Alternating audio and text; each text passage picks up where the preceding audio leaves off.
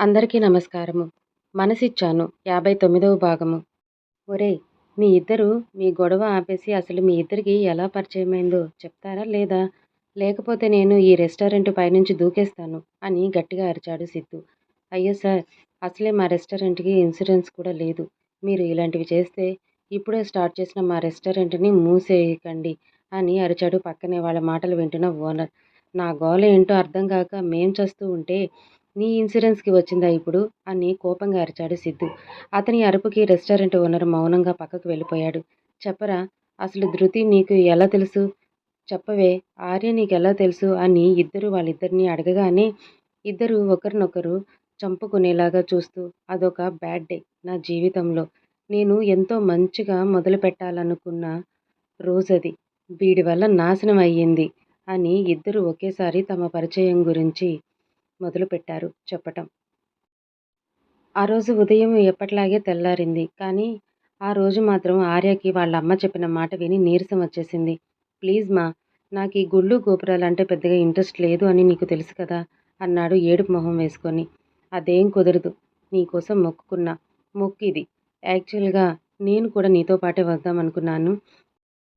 కానీ అర్జెంటుగా board of directors meeting వచ్చింది. నేను అర్జెంటుగా అక్కడికి వెళ్ళాలి. అందుకే నిన్ను వెళ్ళమంటున్నాను. త్వరగా స్నానం చేసి, అది కూడా తలస్నానం చేసి రెడీ అయ్యి గుడికి వెళ్ళి, అక్కడ నువ్వు చేసిన పూజ, ప్రదక్షిణాలు అన్నీ కూడా వాట్సాప్‌లో నాకు పిక్స్ రావాలి అని చెప్పింది వసు. అంటే ఇప్పుడు పిక్స్ పెట్టకపోతే నువ్వు నన్ను నమ్మవా అని బేలగా అడిగాడు ఆర్య. ఈ ఒక్క విషయంలో నేను మాత్రం అస్సలు నమ్మను. నువ్వు ఖచ్చితంగా వెళ్ళి రావాల్సిందే అని ఆర్డర్ వేసింది వసు. తల్లి మాట కాదనలేక బెడ్ దిగి తలస్నానం చేసి టెంపుల్‌కి బయలుదేరాడు ఆర్య. నందు, ఇవాళ యూనివర్స్‌కి వెళ్ళటానికి ఫస్ట్ డే కదా! నేను గుడికి వెళ్ళేసి వస్తాను అని అంది ధృతి. అదేంటే అసలే టైం తక్కువుంది. నువ్వు ఈలోపు గుడికి వెళ్ళి వచ్చేసరికి మనం యూనివర్సిటీకి వెళ్ళటానికి టైం సరిపోదు అని అంది నందు. పర్లేదులేవే, ఫస్ట్ రోజే కదా! అంతగా ఏమీ ఉండదు. మనం నిదానంగా వెళ్దాం. ఫస్ట్ అర్జెంటుగా నేను గుడికి వెళ్ళి రావాలి. నువ్వు అడ్డు చెప్పకు అని కసిరింది నందుని ధృతి. సరే, చెప్తే వింటావా ఏంటి? వెళ్ళేసిరా. అయినా లంగా ఓణీలో ఎందుకే? అసలే ఇవాళ ఏకాదశి గుడంతా రద్దీగా ఉంటుంది. అవసరమా అని అంది నందు. పర్లేదే, గుడికి వెళ్ళేటప్పుడు అయినా కనీసం ట్రెడిషనల్‌గా రెడీ అవ్వాలి కదా! ఈ డ్రెస్‌లు, జీన్స్‌లు తప్పు అని లంగా ఓణీలోనే గుడికి బయలుదేరింది ధృతి. కారులో ఉన్న ఎఫ్ఎంలో పాటలు మారు మోగిపోతూ ఉంటే స్టీరింగ్‌పై దరువేస్తూ డ్రైవింగ్‌ని ఎంజాయ్ చేస్తున్నాడు ఆర్య. అసలు ఈ అమ్మకి ఈ మొక్కులు మొక్కుకోమని ఎవరు చెప్పారు? ఇదేంటో ప్రతి నెల నన్ను చంపేస్తుంది. మొక్కులు, గుళ్ళు అనుకుంటూ. ఈ గుడికి వెళ్ళడం కంటే పెద్ద తలనొప్పి ఏమైనా ఉందా? అని కార్‌ని పరుగులు పట్టించాడు గుడి దగ్గరికి. ఆ రోజు ఏకాదశి కావటంతో గుడి అంతా కూడా చాలా రద్దీగా ఉంది. దర్శనం దగ్గర, మెట్ల దగ్గర జనాలు కిక్కిరిసి ఉన్నారు. గుడి దగ్గరికి రాగానే కళ్ళు తిరిగినంత పనయింది ఆ జనాన్ని చూసి. బాబోయ్! ఏంటి ఇంతమంది జనం ఉన్నారు? ఎర్లీగా వచ్చి వెళ్ళాల్సింది. అప్పటికి నందు చెప్తూనే ఉంది టైం సరిపోదు అని. నేనే వినకుండా వచ్చేశాను. అయినా పర్లేదులే, ఎలాగోలా మేనేజ్ చేయాలని లోపలికి అడుగుపెట్టింది ధృతి. ధృతి అలా లోపలికి వెళ్ళటం, ఆర్య కారు గుడి బయట ఆగటం ఒకేసారి జరిగాయి. ఆర్య కారు గుడి బయట ఆగగానే అతడు కారు దిగి మెట్ల దగ్గరికి నడిచాడు. ఆర్య అలా లోపలికి వెళ్ళగానే అతన్ని ఫాలో చేస్తున్న కారులో నుంచి ఒక వ్యక్తి దిగి ఎవరికో ఫోన్ చేశాడు. అటువైపు రింగ్ అవుతున్న కాల్ లిఫ్ట్ చేసి చెప్పు అని గంభీరంగా వినిపించింది వాయిస్. అతను ఇప్పుడే కారు దిగి లోపలికి నడిచాడు. ఓకే, వాడు బయటికి వచ్చే వరకు అక్కడే వెయిట్ చేయండి. తిరిగి రిటర్న్ అవ్వగానే వాడి కారు బ్లాస్ట్ అయిపోవాలి అని సీరియస్గా ఒక వార్నింగ్ ఇచ్చారు. ఓకే, అంతా నేను చూసుకుంటాను. చూడు, ఎక్కడ కూడా మీరు కానీ యాక్సిడెంట్‌కి చేసిన వాళ్ళు కానీ, దాని వెనుక ఉన్నవాళ్ళు కానీ బయటకు రాకూడదు. ఎంత జాగ్రత్తగా ఈ విషయం డీల్ చేస్తారో మీ ఇష్టం. తేడా వచ్చిందో అని మీ అవతల వాళ్ళు గట్టిగా చెప్పటంతో నో నో, అలాంటిది ఏమీ జరగదు అని హామీ ఇచ్చాడు అతను. అటు వైపు వాళ్ళు కాల్ కట్ చేయడంతో తిరిగి కారులో కూర్చున్నాడు అతను. ఆర్య బయటికి ఎప్పుడు వస్తాడా అని ఎదురు చూస్తూ ఎంట్రన్స్‌లో ఉన్న ఆర్యకి గుళ్ళో జనానికి చూసి కళ్ళు తిరిగాయి. అక్కడే నిలబడి ఒక ఫోటో తీసుకొని వసుకి వాట్సాప్ చేశాడు. పిక్ వసు చెక్ చేసి గుడ్ అని రిప్లై ఇచ్చింది. ఆమె రిప్లై చూసి ఉఫ్ అని గట్టిగా గాలి పీల్చి వదిలి, ఇప్పుడు ఈ జనసంద్రంలో నా పరిస్థితి ఏంటి స్వామి అని నిట్టూర్చి లోపలికి నడిచాడు. అప్పటికే లోపలికి వెళ్ళిన ధృతి సగం ప్రదక్షిణాలు పూర్తి చేసేసరికి ఆర్య గుడి ఎంట్రన్స్ దగ్గరికి వచ్చాడు.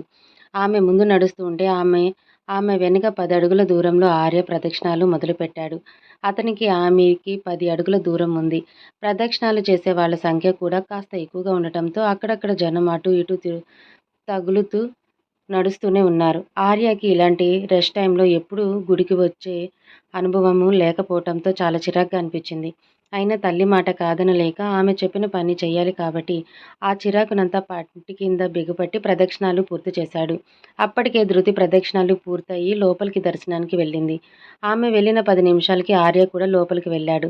ఇద్దరూ గర్భగుడి ఎదురుగా నిల్చొని ఉన్నారు. అప్పటికి ఒకరినొకరు ఇద్దరూ చూసుకోలేదు. దేవుని ఎదురుగా నిల్చున్న ధృతి కళ్ళు మూసుకొని 2 చేతులతో నమస్కరిస్తూ, స్వామి, ఇంతవరకు నేను ఏమీ కోరుకోలేదు. ఇప్పుడే లైఫ్‌లో అచీవ్‌మెంట్ కోసం వేస్తున్న ఫస్ట్ స్టెప్ ఇది. ఇక నుంచి నేను ఏం కోరుకున్నా జరిగేటట్టు, లైఫ్‌లో హ్యాపీగా ఉండేటట్టు, నేను అనుకున్నవన్నీ సాధించేటట్టు దీవించు స్వామి. ఇప్పటి వరకు ఎలాంటి ప్రాబ్లమ్స్ కానీ ఏమీ లేవు. ఇకపై కూడా అలాగే ఉండాలని, నా లైఫ్ ఇలాగే సాఫీగా సాగిపోవాలని, నాతో పాటు నా ఫ్రెండ్ కూడా అత్యున్నత శిఖరాలను అధిరోహించాలని, ఇంకా ఇంకా లైఫ్ బోరింగ్‌గా లేకుండా కాస్త ఎంజాయ్‌మెంట్ యాడ్ చేయమని అని నిన్ను వేడుకుంటున్నాను అని కళ్ళు మూసుకొని నమస్కరించింది ధృతి. At the same time Arya కూడా దేవుని ఎదురుగా నిలబడి నమస్కారం చేసుకుంటూ, స్వామి, ఇక్కడికి నేను ఏదో కోరుకోవటానికి రాలేదు. మా అమ్మ పంపించింది. ఆమె మాట కాదని లేక వచ్చాను. నీకు తెలుసు కదా, నాకు అమ్మ అంటే ఎంత ఇష్టమో. చూడు, నువ్వు నా కోసం ఏం చేయాల్సిన అవసరం లేదు. ఎందుకంటే నాకు అన్నీ చేసి పెట్టడానికి మా అమ్మ ఉంది కదా! నువ్వు మా అమ్మని జాగ్రత్తగా చూసుకో చాలు. అండ్ నీకు ఒక సీక్రెట్ చెప్పాలి అని చిన్నగా నవ్వాడు. కళ్ళు మూసుకొని కొంతలో కొంత గుసగుసగా ఆర్య మాటలు ధృతి చెవిన పడుతూ ఉంటే ఆమె మూసి ఉన్న కళ్ళను ఇంకాస్త చిన్నవి చేసి చెవులు రెక్కించి వింటుంది. అతను ఏం చెప్తాడా అని. ఆర్య ముసిముసి నవ్వులు నవ్వుతూ, ఇదిగో సీక్రెట్, ముందే చెప్తున్నా. నువ్వు ఎవరికీ చెప్పకు. ముఖ్యంగా మా అమ్మకి అస్సలు తెలియనివ్వకు. ఈ విషయం కానీ మా అమ్మకు తెలిసిందంటే నిజంగా నన్ను చంపేస్తుంది. అందుకే ఎవరికీ చెప్పకుండా నీకు చెప్తున్నాను. నువ్వే ఈ సమస్య గురించి పరిష్కారం చూపించాలి నాకు అని అంటున్న ఆర్య మాటలు ఆమెకు విచిత్రంగా తోచాయి. అతను ఏం చెప్తాడా అని మరింత ఉత్సాహంగా, ఆతృతగా అలాగే నిల్చుంది కళ్ళు మూసుకొని. మరేమో నిన్న నైటు నా కల్లోకి అందమైన అమ్మాయి వచ్చింది అని అతను ముసిముసి నవ్వులు నవ్వుతూ చెప్తుండగానే ధృతి పెదవులు కూడా విచ్చుకున్నాయి. ఆ అమ్మాయిని నేను రియల్‌గా ఎక్కడ చూడలేదు. కలలో కూడా క్లియర్‌గా కనిపించలేదు. కానీ ఆ అమ్మాయి నవ్వు, చూపులు నన్ను చాలా డిస్టర్బ్ చేశాయి. అసలు ఏమన్నా ఉందా? అచ్చు చందమామలాగా, నండూరి ఎంకిలాగా వయ్యారాలు పోతూ తననే చూస్తున్న నన్ను చూసి కన్ను కొట్టింది. ఇంకేముంది? నేను దబాల్న కింద పడ్డాను. కలలో కాదు స్వామి, మంచంపై నుండి అనగానే ధృతి నవ్వు ఆపుకోలేక గట్టిగా నవ్వింది. ఆ నవ్వుకి ఆర్య కళ్ళు తెరిచి చూశాడు. ధృతి తన పక్కన ఉన్న వ్యక్తి చాటుకి వెళ్ళిపోయింది. చుట్టూ చూసిన ఆర్యకి నవ్వింది ఎవరో ఆ జనంలో అర్థం కాక మళ్ళీ స్వామి వైపు చూసి, ఏంటి స్వామి, నువ్వు కూడా నన్ను ఆట పట్టిస్తున్నావా అని అలకగా అన్నాడు. ఆర్య మళ్ళీ కళ్ళు మూసుకొని దండం పెట్టుకోవటంతో ధృతి మళ్ళీ మామూలు స్థితికి వచ్చి స్వయం ప్రదక్షిణాలు చేయసాగింది. ఆర్య కూడా కళ్ళు మూసుకొని అలానే ఒక చుట్టూ తిరగటంతో ధృతి భుజం అతని భుజానికి రాసుకుంది. తనకు తగిలిన చేతి స్పర్శకి మెల్లగా కళ్ళు తెరిచి చూడగానే ఎదురుగా లంగావోణీలో ఉన్న ధృతి కనిపించింది అతనికి. అనుకోకుండా ఆమెను తగలటంతో చిన్నగా నవ్వి సారీ అన్నాడు పెదవులు కదిలించి. ధృతి మాత్రం ఆర్యని చూస్తూ చిన్న స్మైల్ ఇచ్చి మళ్ళీ తన ప్రదక్షిణాలు స్టార్ట్ చేసింది. ఆర్య కూడా చుట్టూ తిరుగుతూ మరొకసారి అతని మోచెయ్యి ఆమె నడుముకు తగిలింది. అతని చేతి స్పర్శకి ధృతి ఈసారి ఫ్రీజ్ అయిపోయింది. ఊపిరి బిగపట్టి కళ్ళు తెరిచి అలాగే బొమ్మలాగా చేయటంతో ఆర్య కూడా అతని మోచెయ్యి ఆమె నడుముకు తగిలిందని గిల్టీగా ఫీల్ అవుతూ అయ్యయ్యో సారీ అన్నాడు కంగారుగా. అతని సారీకి కాస్త సిగ్గుపడుతున్నట్టు తలదించుకుంది. అమ్మో, ఈ అమ్మాయి ఏంటి ఇలా సిగ్గుపడుతుంది అని ఆమెను కింద నుండి పై వరకు చూశాడు. లంగావోణిలో బుట్ట బొమ్మలా ఉంది ధృతి. తలస్నానం చేయటం వల్ల మోముపై పడుతున్న సన్నని ముంగురులు, నుదుటిన గుండ్రటి బొట్టు, ఆ బొట్టు కింద దేవుని కుంకుమ, కాటుక దిద్దిన కళ్ళు అతన్ని చూసినప్పుడు ఏదో మెరుపు ఆ కళ్ళల్లో, ఆ కళ్ళనే చూస్తున్న అతని ఫీలింగ్స్ని పట్టించుకోక తన ప్రదక్షిణాలు మొదలుపెట్టింది. శబ్దం పైకి వినిపించకుండా నోట్లోనూ ఏదో గొనుక్కుంటూ తన చుట్టూ తాను తిరుగుతున్న ధృతిని మైమరిచి చూస్తూ తన ప్రదక్షిణాలు వదిలేశాడు. తనివి అయిపోయాక కళ్ళు తెరిచి ఆమెకి తననే చూస్తున్నా కనిపించాడు ఆర్య. అతన్ని చూసి నవ్వి అక్కడ నుండి బయటికి వచ్చింది. వెనక్కి తిరిగి స్వామికి మరొకసారి దండం పెట్టుకొని అతను కూడా గుడి బయటికి నడిచాడు. అప్పటికే ధృతి ఆ జనాన్ని తప్పించుకొని బయటికి వచ్చేసింది. గర్భగుడి నుండి బయటికొచ్చిన ఆర్యకి ధృతి ఎక్కడా కనిపించకపోవటంతో ఓహో! మిస్ అయింది అని ఉసూరుమంటూ బయటికి వచ్చేశాడు. చుట్టూ చూశాడు. ఎక్కడా ఆమె జాడ కనిపించలేదు. ఉష్! మిస్ అయిపోయింది అని తన కారు దగ్గరికి నడిచాడు. ఆర్య కోసమే వెయిట్ చేస్తున్న అతను ఆర్యని చూడగానే అలర్ట్ అయ్యాడు.